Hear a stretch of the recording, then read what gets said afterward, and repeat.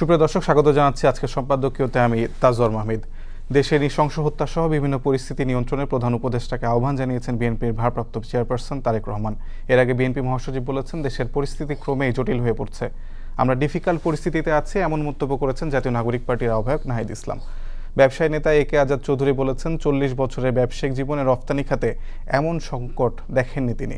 অন্যদিকে রাজনৈতিক দলগুলোর মধ্যে অসহিষ্ণুতাও চোখে পড়ার মতো। এমন পরিস্থিতি কেন, উত্তরণের উপায় কি, প্রাসঙ্গিক বিষয় নিয়ে আজকের সম্পাদকীয় কেন এই সংকট, আর এসব নিয়ে আমাদের সঙ্গে কথা বলতে স্টুডিওতে উপস্থিত আছেন মনিরা শারমিন, যুগ্ম আহ্বায়ক জাতীয় নাগরিক পার্টি, এবং ডাক্তার শাখাওয়াত হোসেন সায়ন্ত, সাধারণ সম্পাদক G9।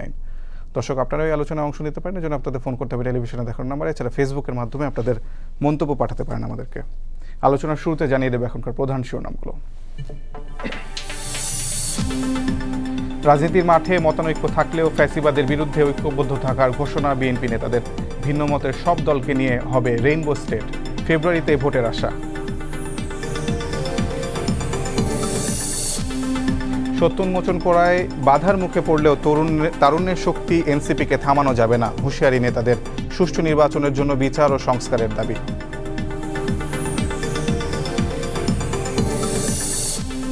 ডাকসু নির্বাচনের তফসিল ঘোষণা 29 জুলাই, সেপ্টেম্বরের দ্বিতীয় সপ্তাহে হবে ভোট। জুলাই অভ্যুত্থানের চেতনাকে সম্মান জানানোর প্রত্যয় ঢাকা বিশ্ববিদ্যালয় উপাচার্যের।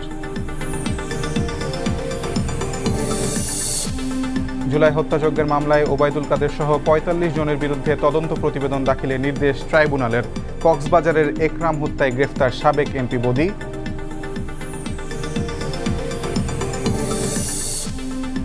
এবং যুক্তরাজ্যের সম্পদ বিক্রির চেষ্টায় শেখ হাসিনার ঘনিষ্ঠ কয়েকজন। আন্তর্জাতিক গণমাধ্যম দ্য গার্ডিয়ানের প্রতিবেদন। সুনির্দিষ্ট তথ্য পেলে ব্যবস্থার ঘোষণা দুদকের।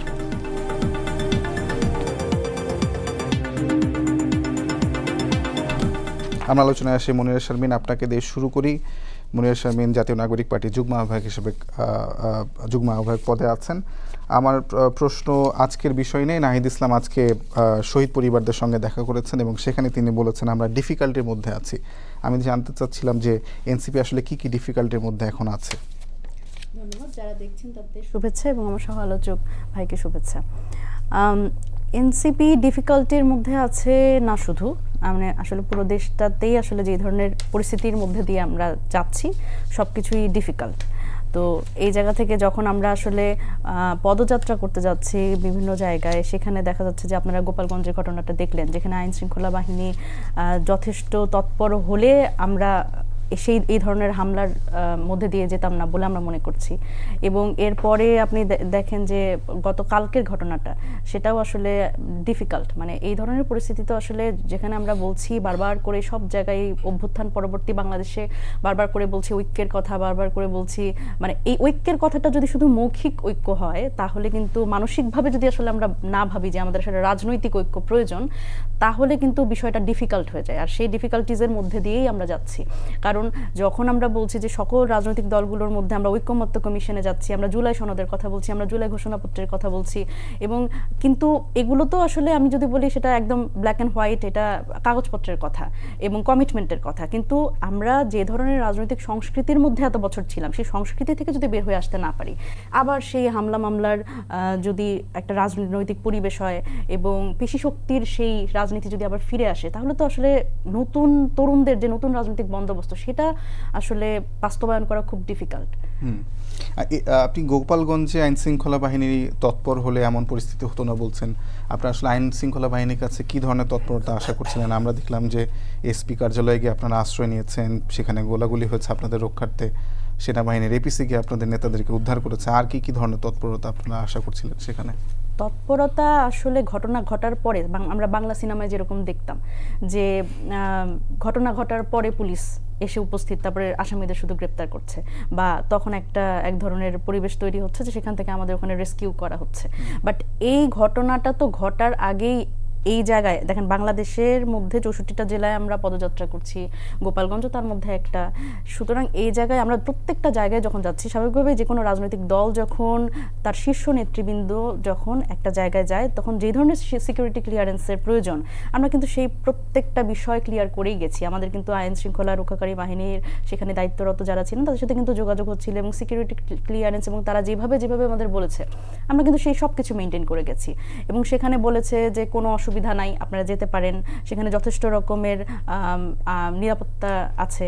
কিন্তু এরপরে যখন আমরা গিয়ে দেখলাম যে পরিস্থিতি পুরোটাই তার উল্টো, এবং আপনি যদি খেয়াল করেন সভাস্থলে, আই ওয়াজ দেয়ার, তো সভার স্থলে যখন আমরা প্রথমবার যখন হামলাটা হলো, তখন জাস্ট 40 বা 30 জন পুলিশ ওখানে উপস্থিত, এবং যখন প্রথম হামলাটা হলো স্টেজে, তখন আমরা মানে দৌড়ে আসলে কোথায় যাব তার আগে পুলিশই মানে দৌড় দিয়েছে, পালিয়ে গেছে। তো এই যদি হয় আইন শৃঙ্খলা পরিস্থিতির অবস্থা, তাহলে তো আমাদের আসলে এই যে আমরা বারবার করে বলছি বিচার সংস্কার এবং এরপরে নির্বাচন তো খুব গুরুত্বপূর্ণ একটা বিষয়।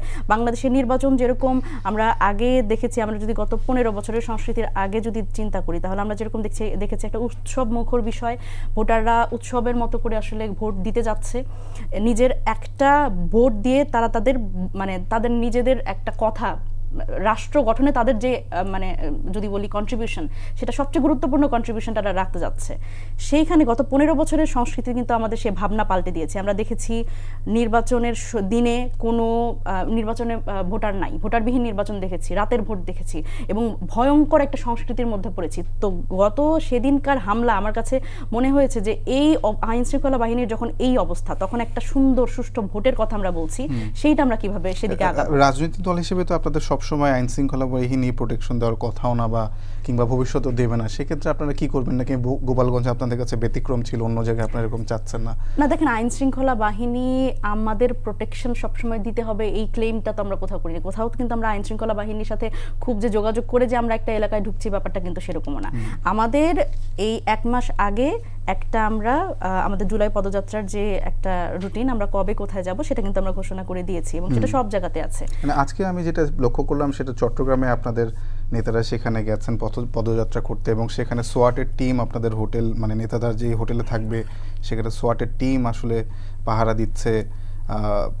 এই বিষয়টা আসলে মানে কিভাবে আপনি কি উপভোগ করছেন বিষয়টা? মানে আপনাদের একে তো শুরু থেকে বলে আসা হচ্ছে যে কিংস পার্টি, একদম দেখেন, এই জিনিসগুলো তো সত্যি আমাদের খুবই বিব্রত করে।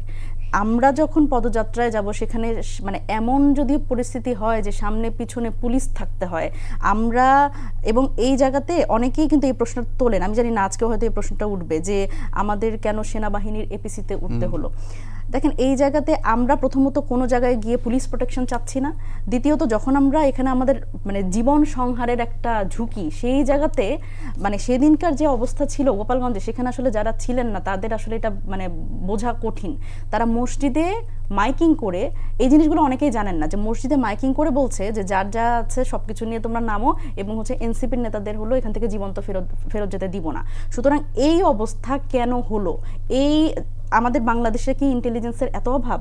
তাদের কাছে কি আসলে কোনো তথ্য নাই, নাকি আসলে এই ইন্টেলিজেন্স কি আপনাদের তথ্য দিবে? মানে সেটা আমাদের তথ্য দিবে না, তাদের মধ্যে তো একটা তারা যেহেতু নিরাপত্তা আমাদের দিচ্ছে বা সব নাগরিকের নিরাপত্তা দিচ্ছে, সুতরাং ওইখানে যে আসলে এই ধরনের একটা সিচুয়েশন হবে, সেখানে কি তারা জানতেন না?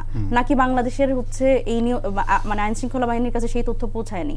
এবং সেই তথ্য, তার মানে আমাদের তো এটাও বলতে হয় যে শস্যের মধ্যে কি ভূত আছে? এই বাংলাদেশের যে এই পুলিশ নিয়ে তো আমরা বহুবার বলছি যে পুলিশ কমিশনটাই গঠিত হয় নাই। আপনি যে নির্বাচনের কথা বলছেন, নির্বাচনের দিন কি হবে, এইটা নিয়ে কিন্তু বাংলাদেশের নাগরিকদের মনে একটা শঙ্কার ব্যাপার আছে, যে ভোটের আগেই যদি এই অবস্থা হয়, নির্বাচনের দিন তাহলে কি হবে? সেই জায়গা থেকে আমরা এখনো একটা পুলিশ কমিশন গঠন করতে পারিনি, এবং পুলিশ কমিশনের যে একটা গঠিত হয়েছিল, সেটা কিন্তু রিপোর্টটা কিন্তু উন্মোচন হয়নি, এবং সেটা কিন্তু ঐকমত্য কমিশনের খুব গুরুত্বপূর্ণ একটা বিষয় ছিল, যেখানে আমাদের ঐকমত্য হওয়ার খুব গুরুত্বপূর্ণ ব্যাপার ছিল, কারণ সকল রাজনৈতিক দলেরই কিন্তু একটা কনসার্ন আছে এই নির্বাচন নিয়ে। সুতরাং এই জায়গাতে আমার মনে হয় যে বাংলাদেশে আইন শৃঙ্খলা বাহিনীর যে পরিস্থিতি আমরা দেখছি, এটা তো ভয়ঙ্কর একটা ব্যাপার। এবং গতকালকের ঘটনাও যদি আপনি দেখেন, যে একটি রাজনৈতিক দল, দেখেন আমরা যেই ধরনের সংস্কৃতির মধ্যে এতদিন ছিলাম, আমরা তো এতদিন কথা বলতে পারি নাই, কথা যেহেতু বলতে পারি নাই, এখন আমি আপনার একটা সমালোচনা করতেই পারি, জি, সেই আমি সমালোচনা আবার- আপনি সমালোচনার উত্তর Right. দিবেন, কিন্তু সেখানে আসলে হামলার যে সংস্কৃতি আমরা দেখছি, হ্যাঁ। বাংলাদেশের মানুষ আসলে এই সংস্কৃতি আর দেখতে চায় না। অসংখ্য ধন্যবাদ। শান্ত ভাই, আমি গতকালকে প্রসঙ্গ মনিরা শারবিন উল্লেখ করছেন, আমি সেখান থেকে আসতে চাই যে বিএনপি যেভাবে এনসিপির মঞ্চে ভাঙচুর করলো এবং হামলা করলো, আপনারা তো দীর্ঘদিন আওয়ামী লীগের আমলে গণতন্ত্রের জন্য লড়াই করেছেন, গণতন্ত্রের মানে প্রবক্তা হয়ে উঠেছিলেন আপনারা এই দীর্ঘ 15-16 বছর। সেখানে কি আপনাদের কাছে মনে হয় যে এটা খুব একটি গণতান্ত্রিক আচরণ ছিল এনসিপির মঞ্চে হামলা করা? ওকে, আপনাকে ধন্যবাদ, আমার সহ আলোচক এবং যারা শুনছেন সবার জন্য শুভেচ্ছা রইল। প্রথমত আসেন যে সংকটের কথা বলা হচ্ছে, যে আপনার বিষয়বস্তু যে সেই সংকটটা কোন পর্যায়ে আছে। বাংলাদেশ বেসিক্যালি এই সময় বহুমাত্রিক সংকটের মধ্য দিয়ে যাচ্ছে।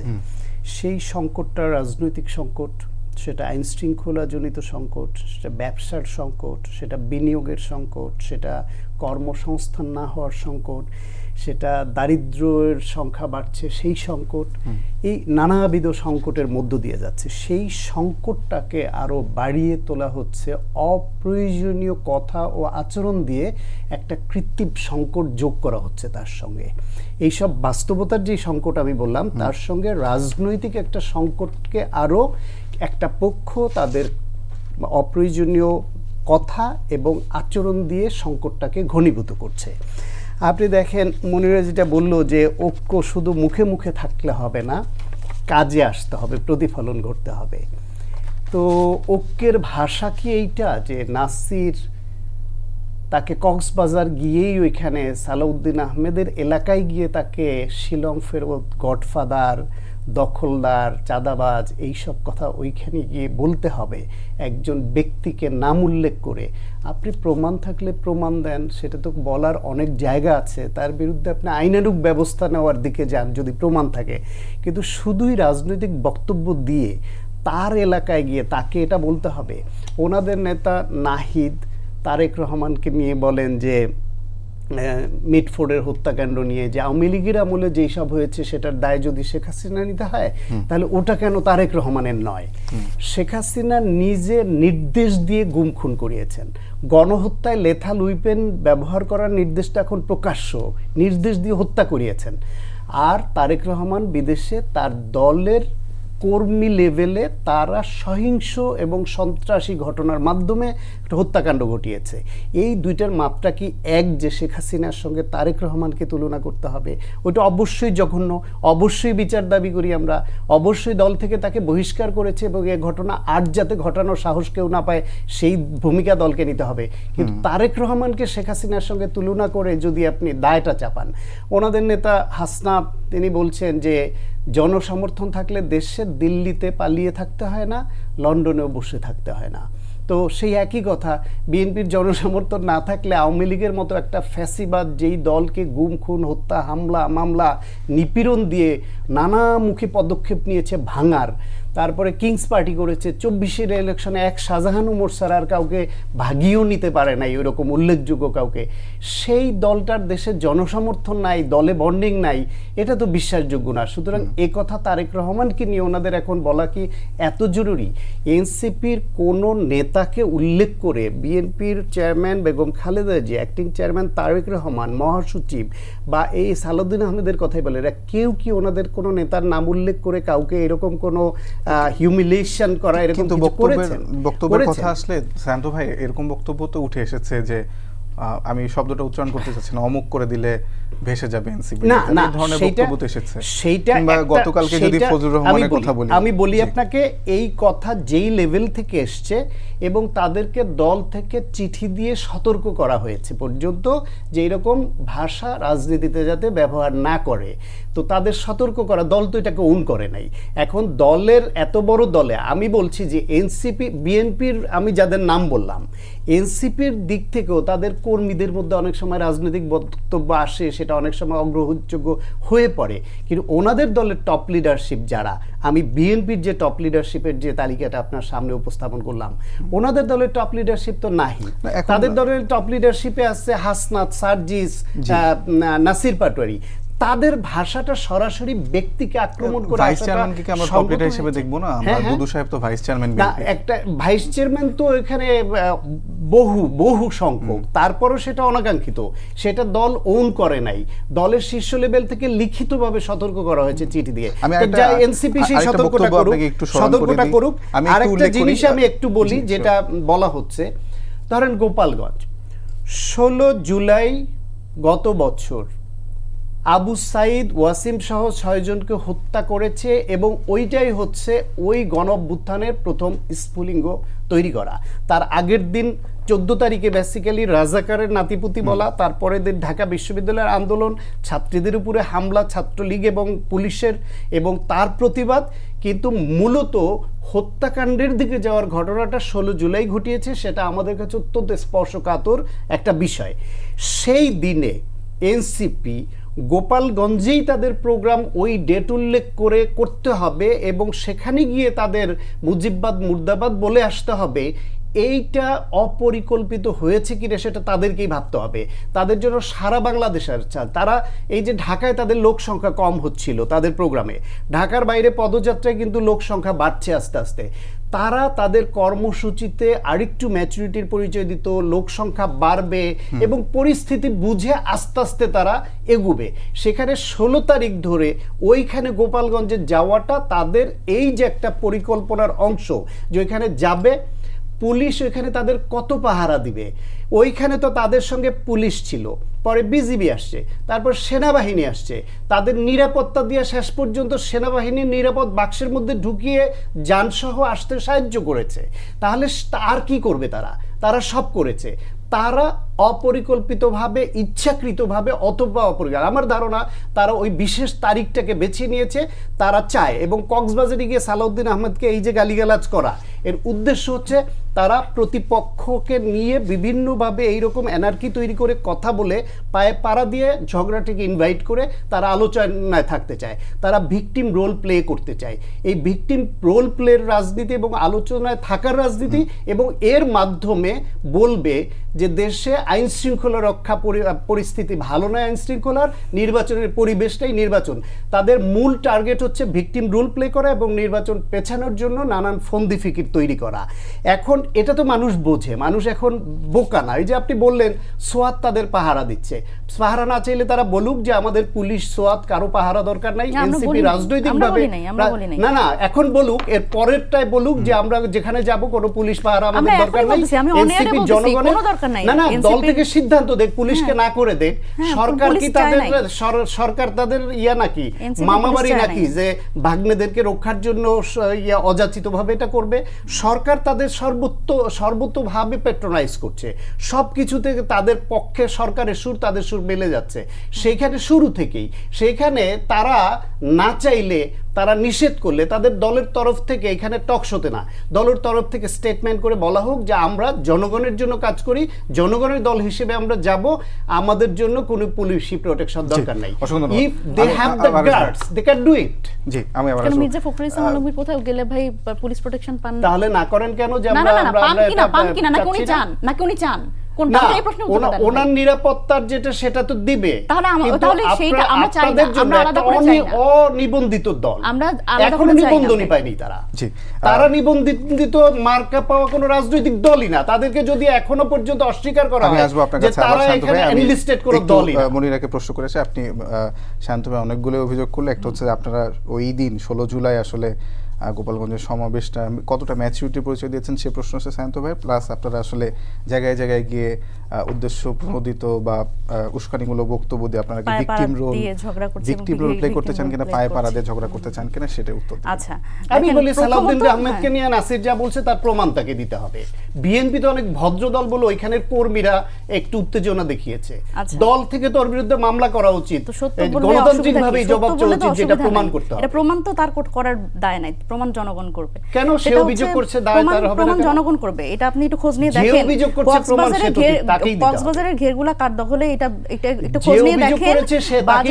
বাজারগুলা কার দখলে একটু আপনি খোঁজ নিয়ে দেখেন। প্রথমত ভাইয়ের হচ্ছে প্রথম যেটা উনি বলছেন সেটা হচ্ছে আমরা 16 জুলাই কেন আসলে গোপালগঞ্জ গেলাম, কেন 16 জুলাই কি গোপালগঞ্জ যাওয়া নিষেধ? নাকি অন্য যে কোনো জায়গাতেই, মানে গোপালগঞ্জ যাওয়া কি নিষেধ কিনা? গোপালগঞ্জ কেন আপনারা আলাদাভাবে দেখছেন? আমাদের কাছে তো অন্যান্য 64টা জেলার মতোই গোপালগঞ্জ একটি জেলা, এবং সেইখানে হচ্ছে আমরা দেখেন আমরা গোপালগঞ্জ বা বগুড়ার রাজনীতি করতে চাই না। বাংলাদেশে এই ধরনের রাজনীতি আমরা বহু বছর দেখেছি। আমরা গোপালগঞ্জের মানুষকে আপনি সেদিনকার যদি নাহিদ ইসলামের বক্তব্য যদি খেয়াল করে দেখেন, আমরা গোপালগঞ্জের মানুষকে কিন্তু আমরা ডিজোন করি নাই। আমরা বলছি যে আমাদের প্রতিবাদ হচ্ছে সন্ত্রাসীদের বিরুদ্ধে, যারা হামলা করছে হামলাকারীর বিরুদ্ধে। কিন্তু কেন গোপালগঞ্জের মানুষের অধিকার নিয়ে আমি কথা বলবো না? অবশ্যই গোপালগঞ্জের মানুষের অধিকার নিয়ে তো সকল রাজনৈতিক দল কথা বলবে। আমরা দেখেছি একটা রেজিমে বগুড়ার লোকজন হচ্ছে যেভাবে করে আসলে মানে কি বলবো, রাজনৈতিক মানচিত্র থেকে তারা বিচ্ছিন্ন হয়ে গেছে। এবার এখন যদি এরকম গোপালগঞ্জ যদি বিচ্ছিন্ন হয়ে যায়, সেটা আমরা চাই না। আমাদের রাজনীতি সবার জন্য, সাধারণ জনগণের জন্য। সেখানে গোপালগঞ্জকে আমরা ডিজাইন করতে চাই না, গোপালগঞ্জের সাধারণ মানুষকে আমরা ডিজাইন করতে চাই না। এবং সেখানে 16 তারিখ হোক বা যে কোনো তারিখটা আসলে গুরুত্বপূর্ণ না। গোপালগঞ্জ এটা এমনও না যে আসলে গোপালগঞ্জ আমরা খুব চিন্তা ভাবনা করে 16 তারিখে ফেলেছি, বিষয়টা এরকম না। আরেকটা দেখেন, আমরা আসলে বিভিন্ন জায়গায় দেখেন সত্যবালাতে, আমি এটা অলরেডি বললাম যে সত্যবালাতে তো অসুবিধা নাই। আমরা যখন দেখেছি যে গত 15 বছরে শেখ হাসিনাকে যেভাবে একটা কাল্ট তৈরি করা হয়েছে, শেখ হাসিনাকে নিয়ে কিছু বলা যাবে না, শেখ মুজিবকে নিয়ে কিছু বলা যাবে না, মুজিববাদ মুর্দাবাদ বললে কেন অসুবিধা হয়? এটা তো একটা বাদ। আমরা বলছি মুজিববাদ, মুজিবের যেই অথরিটেরিয়ান যে তার বিষয়টা, সেটার প্রতিবাদ জানাই। কিন্তু সেই জায়গাতে কেন আমাদের আবার সেই কাল্টের একটা রাজনীতি আমরা ফিরে আনতে চাই? এখানে আপনাদের যদি মনে হয় যে নাহিদ ইসলামকে নিয়ে আপনাদের কোনো সমালোচনা আপনারা করতে পারেন, and he will be very welcoming. So এইখানে আসলে আমরা সেই কাল্টের রাজনীতি আর করতে চাই না। এবং এখানে আপনার যদি নাসিরকে নিয়ে কোনো যৌক্তিক বক্তব্য থাকে, নাসিরকে নিয়ে যদি কোনো অভিযোগ থাকে, এবং বিভিন্ন টিভি চ্যানেলে বিভিন্ন সময় কিন্তু আমরা এই ধরনের অভিযোগ কিন্তু পেয়েছি। আমরা সার্জিসের ব্যাপারে অভিযোগ কিন্তু ওপেনলি কথা বলতে পেরেছি। কেন সালাউদ্দিন ভাইকে নিয়ে কোনো অভিযোগ করা যাবে না বা কথা বলা যাবে না? আর দেখেন আরেকটা ব্যাপার, সাধারণ মানুষের সাথে আসলে যে সম্পৃক্ততা, সেই সম্পৃক্ততার রাজনীতি আপনারা করেন। সালাউদ্দিন ভাইয়ের একটা বিষয় আমি বলি, সেটা হচ্ছে ওনাদের তো বক্তব্যের মধ্যেও ডিসক্রিপেন্সি আছে। ওনারা এই যে ঐক্যের, আমি যদি বলি যে তর্কের খাতিরে যে বিএনপি ঐক্য চায়, এবং আমরা আসলে পায়া পাড়া দিয়ে ঝগড়া করছি এবং বিভিন্ন ধরনের উস্কানিমূলক কথা বলছি। দেখেন ওনারা বিভ্রান্তিমূলক আসলে বক্তব্য ছড়াচ্ছেন। সেটা হচ্ছে সালাউদ্দিন ভাই বললেন যে পিআর বুঝি না, পিআর খায় না মাথায় দেয়। এবং উনি বলছেন যে মানে উনি জনগণকে স্বাভাবিকভাবে এতভাবে করে বিভ্রান্তিমূলক একটা কথা বলেছেন যে আজকে আমি যদি পিআর সিস্টেমে অমুককে যদি এখানে ভোট দেই, তমুকের কাছে নির্বাচিত হবে তমুক। এটা তো পিআর সিস্টেম না। উনি যেভাবে করে জনগণকে বিভ্রান্তির মধ্যে ফেলছেন, এটা তো আসলে একজন রাজনৈতিক ব্যক্তিত্বের কাজ না। পিআর একটু বুঝিয়ে বলেন তো। পিআর আমরা উচ্চকক্ষে পিআর চেয়েছি, নিম্নকক্ষে অবশ্যই নিম্নকক্ষে অনেকে চেয়েছে, নিম্নকক্ষ নিয়ে আমরা চাইনি। আপনারা শুধু অনেকেই চেয়েছেন না নিম্নকক্ষ নিয়ে বলছেন যে ভোট দিবেন একজনকে নির্বাচিত হবে। মনিরা, আমি আরেকটা বিষয়, মানে শান্ত ভাই যেটা বলছিলেন যে আসলে অনেকে আপনাদের দলের নেতাকর্মীরা বিভিন্ন জায়গায় বক্তব্য দেওয়ার কারণে বিপদের মুখে পড়ছেন। নাহিদ বলছে আপনার ডিফিকাল্টির মধ্যে আছে। সার্জিস আলম বান্দরবনে গিয়ে যে বক্তব্য দিয়েছেন, তারপরে তাকে সেখান থেকে অবাঞ্ছিত ঘোষণা করা হয়েছে, ক্ষমা চাইতে হয়েছে, এবং তিনি ক্ষমাও চেয়েছেন। আপনাদের কি আসলে এটা ক্ষমা চাওয়া ভালো? এটা ভালো, ভুল স্বীকার করে ক্ষমা চাওয়া ভালো। এটাই একটা ব্যাপার। দেখেন আমাদের আমরা নতুন রাজনৈতিক দল, আমরা ভুল করি, আমরা শিখি, প্রতিনিয়ত শিখি। এবং এই যে ভুল স্বীকার করার মধ্যে কিন্তু কোনো লজ্জা নেই। এবং ভুল স্বীকার করার অর্থ হচ্ছে আপনি আপনার ভুলের মধ্যে থাকতে চান না, আপনি ঠিকের দিকে যেতে চান। সেটা ঠিকই আছে, সেটা একদমই ঠিক আছে। কিন্তু আপনারা আসলে বক্তব্যের জন্য কি আসলে অনেক জায়গায় বিপদের মধ্যে পড়ছেন কিনা, বিপাকের মধ্যে পড়ছেন? স্বাভাবিকভাবেই আজকের যে ঘটনাটা, সার্জিস আলম তো তার পক্ষ থেকে সে কথাটা বলেছে। এখন বক্তব্যের মধ্যে ভুল ভাল তো থাকতেই পারে। এবং এই জায়গায় তো হচ্ছে এমন না যে আমরা তো মানে বিএনপির পক্ষ থেকে আসলে অন্যান্য রাজনৈতিক দলের মধ্যে থেকেও যে ধরনের বক্তব্য শুনি, সেগুলো তো আসলে খুব একদম সহি বা শোভন কিছু না। কিন্তু আমি আরেকটা বক্তব্য আসলে সেটাও উচ্চারণ করতে পারবো না। হাসাদ আব্দুল্লাহ একটি বক্তব্যে বলেছেন, এবং আপনি নিশ্চয়ই দেখেছেন যে ইন্টেলেকচুয়াল সামথিং একটা ওয়ার্ড ব্যবহার করেছেন, এবং রহিমুল আহমেদ জাহাঙ্গীরনগর বিশ্ববিদ্যালয়ের শিক্ষক, তিনি সেটা নিয়ে প্রতিবাদ করেছেন। তো অর্থাৎ বক্তব্যগুলো নিয়ে নিশ্চয়ই আপনারা আরো ভাববেন। আমি আপনাকে যে প্রশ্নটা করতে চাচ্ছি শান্ত ভাই, সেটা হলো যে ইসলামী আন্দোলন বলেছে যে এই কক্সবাজারে হামলা করার মাধ্যমে, এনসিপির মঞ্চে হামলা করার মাধ্যমে আওয়ামী ফ্যাসিবাদেরই আসলে আবার পুনর্মঞ্চায়ন করেছে বিএনপি। এরকম অভিযোগ তো আপনাদের মধ্যে আছে, এবং আসলে মিটফোর্ডের সামনে যে হত্যাকাণ্ড, সেখানে বিএনপির, যদিও তারেক রহমান বলছেন প্রধান উপদেষ্টাকে এরকম হত্যাকাণ্ডগুলো সামাল দিতে, কিন্তু এখানে তো বিএনপি দল হিসেবে যদি বেসামাল হয়ে পড়ে, সেখানে আসলে সরকার কতটুকু করতে পারে? না, ডেফিনেটলি শোনেন, কক্সবাজারে সালাউদ্দিন আহমেদকে নিয়ে অপ্রয়োজনীয় কিছুই কথা বক্তব্য দিয়ে পরিস্থিতি উত্তপ্ত করা হয়েছে। নাসির এটা করেছে। নাসির এর আগে ফেসবুকে শহীদ প্রেসিডেন্ট জিয়াউর রহমানকে নিয়েও অসভ্য স্ট্যাটাস দিয়ে পরে সেটা প্রত্যাহার করে নিয়ে ক্ষমা চেয়েছে। সুতরাং এটা ভেবে চিন্তে করলে এনসিপির জন্যই ভালো, কিন্তু তার পাল্টা হিসেবে বিএনপির আবার আক্রমণ করতে হবে, এটা গণতান্ত্রিক আচরণ না। এইটাও আমাদের বুঝতে হবে যে কথার জবাব কথা দিয়ে দেন, লেখার জবাব লেখা দিয়ে দেন, রাজনীতির জবাব রাজনীতি দিয়ে দেন। এই কখনোই কথার জবাব বা লেখার জবাব বা রাজনীতির জবাবে যখন শক্তি প্রয়োগ করা হবে এবং সহিংসতা হবে, সেটা সভ্যপন্থা না। এইটা বিএনপি তার শীর্ষ পর্যায় থেকে সেটা থামানোর চেষ্টা করছে, কিন্তু বিএনপি এত বড় একটা দল এবং এখানে চেইন অফ কমান্ডটা আপনার ক্যাডার ভিত্তিক দলের মতো না, ধর্মভিত্তিক দলের মতো না। তাদের এখনো অনেক কিছু ব্যত্যয় দলের মধ্যে আছে এবং সেটা কিন্তু দল মেনেও নিচ্ছে। দল যদি তাদের এই ত্রুটিটা মেনে না নিত, অ্যাড্রেস না করতো, তাহলে তো এই 10 মাসে 9,000-এর বেশি মানুষকে বহিষ্কার করতো না। এই বহিষ্কারের মাধ্যমে বিএনপি কিন্তু দলগতভাবে মেনে নিচ্ছে যে তাদের দলের অনেক নেতাকর্মী অগণতান্ত্রিক এবং দলের কাছে গ্রহণযোগ্য নয়, এরকম কাজ করছে। সেটা ঠিক আছে। আমরা যেমন শুরু থেকে দেখছিলাম, যেমন চাঁদাবাজির অভিযোগে বিএনপির কোনো বা অঙ্গ সংগঠনের কোনো নেতাকর্মী গ্রেফতার হলে সেখানে থানা হামলা করে তাকে ছাড়িয়ে নিয়ে আসা হয়, এবং এই ঘটনাটা বিএনপির এটা ঘটেনি। আমি বলি এক গত জায়গায় বুধবারও ঘটেছে। আমি বলি যেখানে এই ঘটনা ঘটেছে, আমি আপনাকে উদাহরণ দিই।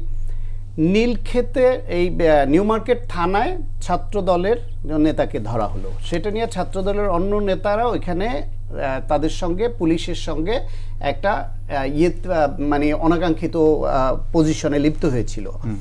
সেটার জন্য যারা লিপ্ত হয়েছে তাদেরকেও দল বহিষ্কার করেছে। সুতরাং যেখানে যেখানে এরকম অভিযোগ উঠেছে, বরং দল থেকে স্পষ্ট বার্তা দেওয়া হয়েছে যে আইন শৃঙ্খলা রক্ষাকারী বাহিনী যেন যারা মানে ল অ্যান্ড অর্ডার পরিপন্থী কাজ করবে, সেটা দলের যেই হোক তার বিরুদ্ধে আইন শৃঙ্খলা রক্ষাকারী বাহিনী যেন ব্যবস্থা নেয়। দল তার জন্য আমব্রেলা হয়ে দাঁড়াবে না। সুতরাং কেউ যেখানেই যে করছে তারাও কিন্তু ছাড় পায়নি, তাদেরকেও দল থেকে বহিষ্কার করা হয়েছে। বহিষ্কার করার অর্থ হলো গিয়ে তার মাথার উপর থেকে দলের আমব্রেলাটা সরিয়ে নেওয়া। সরিয়ে নিলে এখন আইন শৃঙ্খলা রক্ষাকারী বাহিনীর দায়িত্ব হচ্ছে তাকে আইনের আওতায় আনা। আইনের আওতায় আনলে দল যদি আবার বিএনপি দলগতভাবে তার পক্ষে দাঁড়ায়, তখন আমাদের বলার সুযোগ তৈরি হবে যে তোমরা তো বলেছো যে আমরা বহিষ্কার করছি, আইন শৃঙ্খলা রক্ষাকারী বাহিনী ব্যবস্থা নেক, ব্যবস্থা নিলে আবার বাধা কেন আসছে। সুতরাং সেটা কিন্তু বিএনপি এখন ওই পজিশনে নাই। এই দলটি প্রতিষ্ঠার পর থেকে টোটাল এ দলের যত লোককে বহিষ্কার করা হয়েছে তার থেকে বেশি সংখ্যক বহিষ্কার করা হয়েছে গত 10 মাসে। অথচ ফিল্ডে এখন যে রাজনীতির আবার ফিরে আসছে, সেখানে কিন্তু সেই রাস্তার প্রতিযোগিতার রাজনীতি কিন্তু আবার ফিরে আসছে। যেই নেতাকর্মীদেরকে তারা বহিষ্কার করছে তাদের কিন্তু আবার রাস্তায় শক্তি প্রদর্শনে কিন্তু তাদের সক্ষমতা বেশি, সেই বেশি বলেই তারা ওই লাইনে গেছে। সুতরাং তাদেরকে দলে রাখলে কিন্তু অন্যদের বিরুদ্ধে ব্যবহার করবার জন্য এরা কিন্তু বড় শক্তি, যদিও এটা অসভ্য তা, কিন্তু সেই শক্তিকে বিএনপি তো ব্যবহার করতে চায় না বলেই বহিষ্কার করছে। সুতরাং বিএনপি যে একটা পরিশীলিত রাজনীতির চেষ্টাটা করছে, আপনি সেই চেষ্টাটাকে ওয়েলকাম করবেন, এনকারেজ করবেন এবং বলবেন যে এটার প্রয়োগ আমরা আরো চাই, এই প্রেশার আমরা দিতে থাকি। কিন্তু 1 বছরও হয়ে গেছে, মানে আওয়ামী লীগ সরকার তো গেছে 1 বছর হয়ে গেছে, এর মধ্যেও তো আমরা বিএনপির যে অপরাধের হার বিএনপি নেতা কর্মীদের সেটা তো কমার দিকে আমরা দেখছি না। না, কমার দিকে কেন নাই? অবশ্যই আমি যেটা বলছিলাম যে লালমনিরহাটে পাটগ্রামে, আপনি নিশ্চয়ই খোঁজ নিয়ে দেখবেন, লালমনিরহাটে পাটগ্রামে একটি থানাকে একদম ঘেরাও করে বিএনপি নেতাকে ছাড়িয়ে নেওয়ার জন্য, এই জুলাই 2 তারিখের ঘটনা। হ্যাঁ, ছাড়িয়ে নেওয়ার জন্য করেছে। তাকে কি ছাড়িয়ে নিয়েছে? যারা নিয়েছে তাদের সুনির্দিষ্টভাবে তাদের বিরুদ্ধে অভিযোগ আসলে দল তাদের পক্ষে দাঁড়াচ্ছে। ওইটার পক্ষে দল একটা বক্তব্য কোনো নেতা দিয়েছে এটার সাফাই গিয়ে, বরং আপনি অন্যদিকে দেখেন, বিএনপি চাঁদা নেয় তাই চাঁদাবাজি করে, আর এনসিপি ডোনেশন নেয় তাই ডোনেবাজি করে। এই ডোনেবাজ নেতা, তার বিরুদ্ধে যে এরকম একটা প্রত্যক্ষ অভিযোগ আসলো এক মহিলার, সেটা নিয়ে কি এনসিপি কোনো তদন্ত করেছে? আপনি কার দিকে ইঙ্গিত করছেন স্পষ্ট করবেন?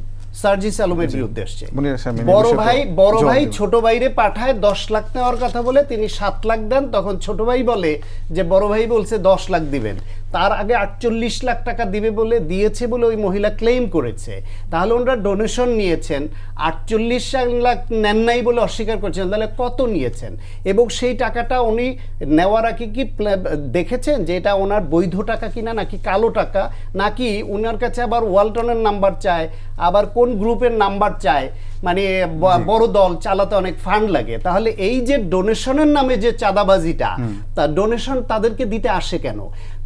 তাদের দিয়ে কেন ফোন করিয়ে ওই যে সরকারের সঙ্গে বসুন্ধরা গ্রুপের সিটিং দেওয়ার ব্যবস্থা চায়? কারণ হচ্ছে তারা তদবিরবাজিতে নামবে, তদবিরবাজের বিনিময়ে ডোনেশনবাজি করবে, যেটা হইল গিয়ে এখন ট্রোল করে অনেকে বলে যে বিএনপি করলে ওরা বলেন চাঁদাবাজি, আর হচ্ছে জামাত হলে হাদিয়া, আর এনসিপি হলে ডোনেশন। মনির আহসান উত্তর দিবেন নিশ্চয়ই। আচ্ছা, বিএনপি কিভাবে চলে? বিএনপি চাঁদাবাজির টাকায় চলে? তাহলে বিএনপি নিজস্ব ফান্ড, বড় দল, অনেক বড় দল কিভাবে চলে ভাই? অনেক বড় ফান্ড তাদের নিজস্ব। কত বড়? নিজস্ব কোথা থেকে, মানে সোর্স? তাদের নিজস্ব পার্টি ফান্ড, তাদের সদস্য চাঁদা। পার্টি ফান্ড, সদস্য চাঁদা। বিএনপি সদস্য সংখ্যা সম্পর্কে ধারণা আছে আপনার? হ্যাঁ, আমার ধারণা আছে। কত সদস্য? আমার ধারণা আছে। আনুমানিক সংখ্যাটা বলেন। আপনি শুধু বলেন যে চাঁদাবাজি টাকা 2 টাকা করে দিলে আপনি কত টাকা? আপনাদের বিএনপির এটাও আমরা দেখেছি, চাঁদাবাজি মানে ওই যে বলে না যে চাঁদাবাজি করে ধরা পড়লে গ্রেফতার, আর চাঁদাবাজি করলে হচ্ছে সেটা পুরস্কার, মানে ধরা না পড়লে আর কি। এটা এইভাবে করে বিএনপি। আপনারা তো একটা তদন্তও করলেন। শুনেন, আমি বলি ঘটনাটা আমি বলি। তদন্ত করে আপনার নেতা যে নির্দোষ এটা আমরা দেখতে চাই। শুনেন, নেতা নির্দোষ কি আপনি অভিযোগ করছেন? আপনি প্রমাণ কি প্রমাণ দিয়েছেন? আমরা আমাদের তদন্ত করা আছে। শুনেন, অভিযোগ আসলে তদন্ত করবেন না? অভিযোগ আসছে তো আপনি এমন ভাবে যদি অভিযোগটা কোনো উপস্থাপন করেন যেটা একদম মনে হচ্ছে যে একেবারে আপনি প্রমাণ সহ আছে, আপনার কাছে তো কোনো প্রমাণ নাই। আমি বলছি ডোনেশনের কথা বলেন। হ্যাঁ, আমরা তদন্ত করেছি। উনি তো সাময়িকভাবে এখন সাময়িকভাবে তো উনি এখন আসছে না কোথাও, বহিষ্কার আসছে না। কে বহিষ্কার করেছেন আপনারা? সাময়িকভাবে তো উনাকে স্ট্যান্ড বাই, উনি সাময়িকভাবে স্ট্যান্ড বাই আছে। শুনেন, এখন আমি বলি ডোনেশনের কথাটা শুনেন, কার্যক্রম থেকে ওকে আপাতত স্থগিত বহিষ্কার তো করেন নাই। এখন আমাদের তদন্তের রিপোর্ট আমরা দিচ্ছি। আপনাদের তদন্তের রিপোর্ট কতগুলো আমি চাবো, আপনি কতগুলো দিতে পারবেন? ঠিক আছে, আমি শেষ করি। আমি বলি ডোনেশনের কথা, তো ডোনেশন থেকে শুরু করি, একটা করে উত্তর দিই। উত্তর তো আমার কাছে আছে। সেটা হচ্ছে দেখেন, ডোনেশনের বিষয় হচ্ছে যখন আপনি যদি একটা কোনো অসৎ উদ্দেশ্যে, আপনি বলছেন যে আপনি যদি ক্ষুদ্র ব্যবসায়ী হন আপনি ডোনেশন দিবেন। আমাদের একটা ফাইন্যান্সিয়াল পলিসি আছে। সেই ফাইন্যান্সিয়াল পলিসিতে আমাদের স্পষ্ট করে লেখা আছে যে আমরা আসলে কার থেকে ডোনেশন নিতে পারবো। আপনি যদি ক্ষুদ্র ব্যবসায়ী হন, আমরা বড় যেটা অলিগার্ক, বড় কোম্পানি, ভাই বললেন ভাইয়ের কাছে কোনো এভিডেন্স নাই যে বসুন্ধরা গ্রুপের সাথে আমরা বসতে চেয়েছি। That is no evidence, I can bet on ইয়ার। সেখানে কোনো এভিডেন্স নাই। ওনারা হচ্ছে এমন ভাবে বলেন যে আমরা মনে হয় বসছি, এবং এগুলো জনগণের মধ্যে বিভ্রান্তি তৈরি করে। আমরা বলেছি যে কর্পোরেট অনুদান আমরা নিতে পারবো, এবং আমরা তাদের সাথে তাদের হচ্ছে অবশ্যই কোনো সুবিধার বিনিময়ে দিতে পারবো না। এই ঘটনাটা ঘটেছে তখনই যখন ওই নারী একটা অনৈতিক সুবিধা নিতে চেয়েছে এবং আমাদের নেতার সাথে বসতে চেয়েছে। আমরা বলেছি আমরা কোনো সুবিধা দিতে পারবো না। আপনি যদি এনসিপি কে ডোনেট করার জন্য আমাদের কিন্তু একটা পুরো আমরা ওয়েবসাইট করেছি। সেই ওয়েবসাইটে কত টাকা কোথা থেকে, বাংলাদেশের কোন অঞ্চল থেকে, কোন জেলা থেকে কত টাকা পাঠানো হচ্ছে সবকিছু, everything is very clear to people. সুতরাং সেই জায়গায় ওই মহিলার টাকা সবাই তো ক্যাশে দিয়ে, সবাই তো জানার জন্য না ওই মহিলাটা তো ওইখানে থাকবে না ভাই, ওইটা তো ওয়েবসাইটে যারা আমাদের বিকাশে, আপনি আমাদের ডোনেট করতে যদি চান আপনি আমাদের বিকাশে টাকা দিয়েন। আপনি যদি এনসিপি কে ডোনেট করতে চান, এনসিপির অনেক শুভাকাঙ্ক্ষী, ওনার রেকর্ডটা আমরা 6 মাস পরে যখন আসলে আমাদের সিএ ফার্ম দিয়ে, আমরা থার্ড পার্টি দিয়ে যখন আমরা আয় ব্যয়ের হিসাব দিব এবং সেটা আমরা প্রেস কনফারেন্স করে মানুষের কাছে দিব, সেখানে ওনার এই ডোনেশনটা থাকবে। No problem. বললেন আপনারা কম বলছেন, তা আমাদের জানার আগ্রহ আছে। এখন আপনি যদি আমাদের কাছে রসিদ আছে উনি যেটা দিয়েছেন, এবং আপনি ডিসক্লোজ করে দেন যে এই যে রসিদ আছে এত টাকা দিয়েছে, অবশ্যই আমরা ডিসক্লোজ বলছেন না। আমরা কি এখন মানে আমাদের যে আগ্রহ এটা নিবৃত্ত করবেন না জনগণের আগ্রহ। আগ্রহ। আপনি যদি 1 লাখ টাকা আমাকে দিয়ে বলেন যে আপনাকে 10 লাখ টাকা দিছি, এখন আমি কি am I liable to talk to you যে ঠিক আছে আপনাকে ওই রসিদটা আমরা এখনই দেখাতে হবে? আমরা 6 মাস পর অডিট করব এবং আমাদের যে আয় ব্যয়ের হিসাব সেটা আমরা জনগণের সামনে প্রকাশ করব। জনগণ আপনাদের ভুল বুঝছে, সেই ভুল বোঝা থেকে সরানোর জন্য আপনার স্টেটমেন্টটা দেওয়া উচিত যে 48 লাখ টাকা আমরা 11 লাখ টাকা নিয়েছি বা আমরা 16 লাখ টাকা নিয়েছি। এটা আমাদের কিন্তু ফেসবুকের মাধ্যমে, এগুলো আমরা ফেসবুকের মাধ্যমে কিন্তু অলরেডি ক্লিয়ার করে ফেলেছি। এবং আমাদের আমরা যখন প্রেস কনফারেন্স করে আমাদের দল থেকে করতে হবে না, তো আমাদের তো হবে না।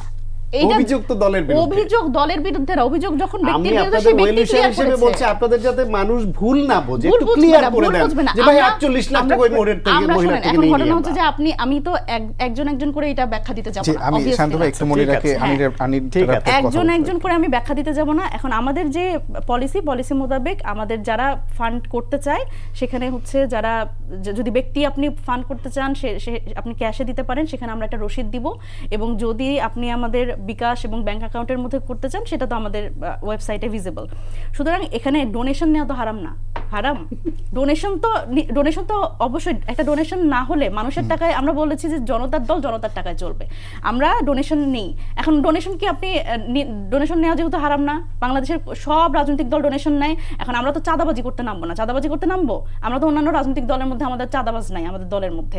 সুতরাং সেই জায়গায় আমরা ডোনেশন নিব এবং আমরা বলেছি যে কর্পোরেট অনুদান আমাদের দিতে পারবেন এবং ব্যক্তিও আমাদের ডোনেট করতে পারবে। সুতরাং এইখানে যে ডিসক্রিপেন্সির কথা ভাই বললেন, সেটা হচ্ছে যখন, তবে আমরা বলছি যে কোনো অনৈতিক সুবিধা দিয়ে আমরা এই ডোনেশনটা করতে পারবো না। এখানে তো দেখেন অনেকেই আমাদের উপরে কিন্তু নাখোশ। এই কারণে অনেকেই নিজেদের, বাংলাদেশের যে রাজনৈতিক সংস্কৃতি, রাজনৈতিক দলের নেতা মানেই তারা আসলে একটা অনৈতিক সুবিধা নিয়ে যায়।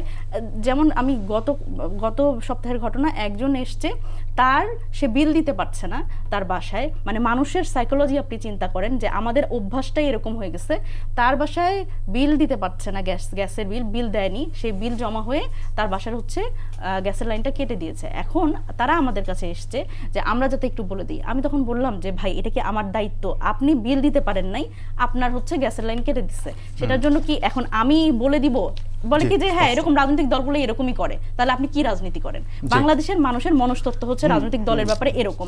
সুতরাং সেই জায়গা থেকে আমরা যখন নতুন করে চিন্তা করছি, আমরা ডোনেশন, সাধারণ মানুষের কাছ থেকে আমরা ডোনেশন নিব না, সাধারণ মানুষ আমাদের এমনি ডোনেশন দেয়। অসংখ্য ধন্যবাদ মনিরা শারমিন। আমি শেষ প্রশ্ন শান্ত ভাই আপনাকে করতে চাই, আপনার হাতে 1.5-2 মিনিট সময় আছে। সেটি হলো যে দলীয় প্রধানমন্ত্রী হতে পারবে না, এই বিষয়ে আসলে এনসিপি, জামায়াত সহ গণসংহতি আন্দোলন বেশিরভাগ দলই আসলে একমত হয়েছে, শুধুমাত্র বিএনপির একটু এখানে ভিন্ন মত আছে। আসলে কেন? বিএনপির ভিন্ন মত আছে কারণ বিএনপির যে রাজনৈতিক দীর্ঘদিনের রাজনৈতিক কালচার, সেই কালচারটা আমরা জানি। তাতে এই দল মনে করে যে দলের মধ্যে শৃঙ্খলা রক্ষার জন্য এখনো তারা একক নেতৃত্বকে পথ চুজ করছে। এইটা যদি গণতান্ত্রিকভাবে দল চুজ করে, তাহলে সেই গণতান্ত্রিক অধিকারও তো দলের থাকা উচিত যে এই দলকেই দায়িত্ব দেন আপনি, তাদের নেতা কোন পদে, কয় পদে তারা নির্ধারণ করবে। যদি সেটা জনগণ ভালোভাবে না নেয়, তাহলে জনগণ রায়ের মাধ্যমে তাদের সেটার জবাব দিয়ে দিবে। একই ব্যক্তি যদি লাগাতার দলের প্রধান থাকে, প্রধানমন্ত্রী, তাহলে তো গণতন্ত্র থাকে না। দলের মধ্যে লাগাতার থাকে না, দুইবারের বেশি থাকতে পারবে না। ওইটা তো এখন মোটামুটি দলের প্রধান যদি লাগাতার থাকে, আমি সেটা হয়ে গেছে। সেখানে এখন দলের গণতন্ত্র থাকে না, কেন থাকবে না? যদি গণতান্ত্রিক ভাবেই একজনকে সেভাবে করা হয়। মালয়েশিয়ায় মাহাথির মোহাম্মদ কত বছর ছিলেন, শ্রীলঙ্কায় কত বছর ছিলেন, এরকম সব প্রচুর উদাহরণ এরকম আছে, ইন্ডিয়ায় উদাহরণ আছে। সুতরাং বাংলাদেশে যদি যেই দলের পার্টি স্ট্রাকচার যেমন, তাতে তারা যদি গণতান্ত্রিক পদ্ধতি দলের আভ্যন্তরীণভাবে এটাকে মেনে নেয় সবাই, তাহলে অন্যের আপত্তি কি?